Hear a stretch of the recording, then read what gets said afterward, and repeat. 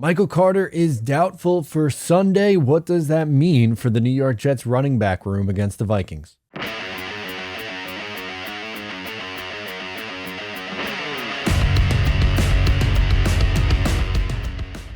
Hey, what's going on? Matt O'Leary back with another video, and today I am talking about the Jets' plan, or what I think the Jets' plan will be for Sunday with Michael Carter doubtful. Before we get started today, I wanted to mention you can follow me on social media at Matt O'Leary NY. If you haven't already, please make sure to check out the Just Jets podcast, either right here on YouTube or it is available in podcast form, Apple, Spotify, wherever you get it. Okay, so not really a big surprise here. Michael Carter most likely not good to go against the Minnesota Vikings. Robert Saleh said yesterday that he is doubtful for this game against Minnesota, which would mean that the Jets are down to their third, fourth, and potentially fifth running backs on this year. We know it was supposed to be Breece Hall and Michael Carter, and the Jets have done a really nice job once injuries have become a factor because they've had really good depth. So shout out to Joe Douglas for the very much so needed depth here. But it's kind of upsetting and because I wanted to see a full year of Breece and Michael Carter. That's apparently asking too much. But instead, what will the Jets' plan be for this Sunday? And I think they will absolutely have enough in order to get by. We'll start with everyone's favorite guy in the running back room right now, Donovan Bam Knight. He was a preseason darling. He put up really nice numbers, I thought, in the preseason as an undrafted free agent.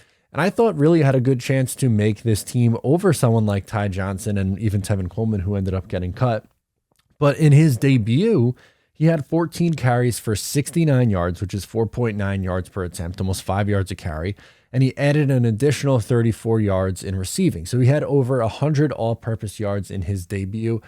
I really like how this guy runs. He's a one-cut runner, and we saw it in the preseason, and we saw it even in the regular season in his first game this past week against the Chicago Bears. Obviously, the Bears defense pretty rough, so I don't know if you could necessarily say, all right, we're going to expect 5 yards a carry every single time from Bam Knight, but he absolutely showed me enough in his first game in order to be active for this one coming up against Minnesota. I think he is active, and I think he probably leads the way in carries with a similar number, right around 14. I think they'll split it up a little bit between the three, and I'll talk about the other two momentarily here, but I think he leads the way. Your other option is Ty Johnson, who did a little bit of a 180. Last year, he was public enemy number one, and I think he struggled at times early on this year. Drops are an issue. Pass protection's an issue. Supposedly he's getting a little bit better in pass pro, which is, I guess, a plus. But running with the football was never really an issue with him.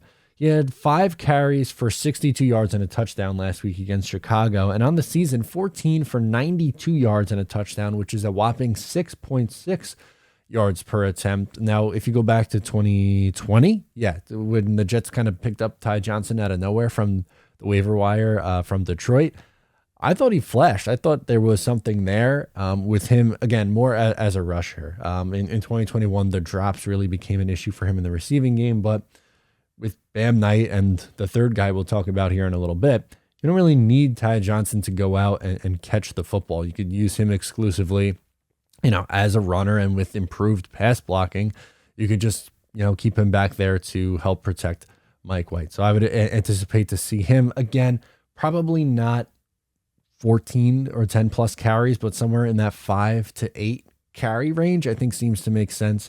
And then what about James Robinson? This is probably the toughest one to put a pin in because he was inactive this past week. I think he will probably be active, assuming that Michael Carter is not good to go.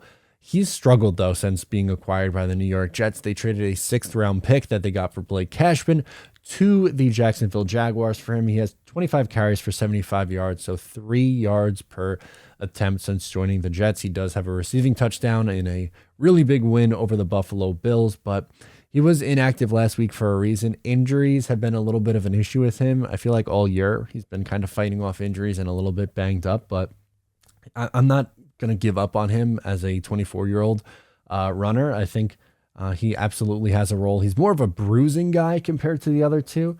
Bam Knight and Ty Johnson are like quick burst explosion, where that's not really James Robinson. Robinson's a good goal line back. Robinson's someone who can catch out of the backfield.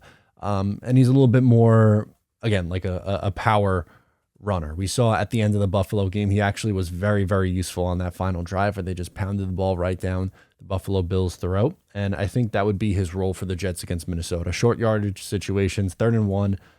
You're putting James Robinson in to pick that up. I don't think Bam Knight or Ty Johnson is your guy in that spot, but that's absolutely, I think the Jets can get by with those 3 runners. We don't know how long Michael Carter will be out for. I would assume it's more shorter term versus longer term because they didn't put him on IR.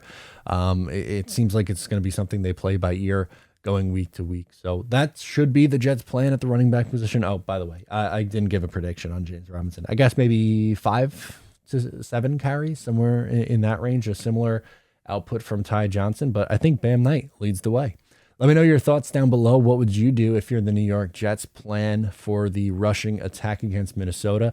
Sound off. Get after me on social media. Subscribe if you're new. Share with a friend. I'll talk to you next time.